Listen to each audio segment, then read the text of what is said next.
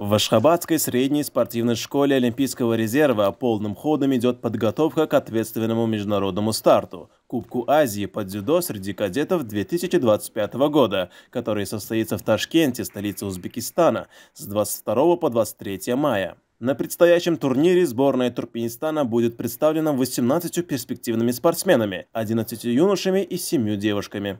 6 из них, 5 юношей и 1 девушка, являются воспитанниками именно Ашхабадской школы Олимпийского резерва. Их целеустремленные тренировки и сильный настрой на победу являются важным фактором успеха всей национальной команды. Ожидается, что Кубок Азии среди кадетов в Ташкенте соберет 320 талантливых спортсменов из различных стран азиатского региона, 218 юношей и 102 девушки. Соревнования обещают стать площадкой для напряженной борьбы за награды в представленных спортивных дисциплинах.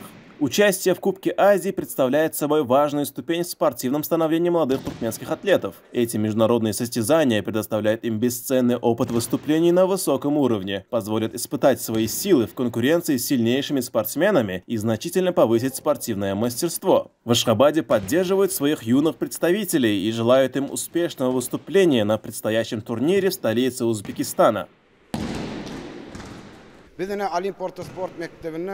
2 vaktına türgönleşik sapağını geçiyor. İrden öylen türgönleşik geçmek için hemme şartlar töretilen. Eğer öňümizde yarışlarken ulu depkinlik bilen şolara taýinlik görýär.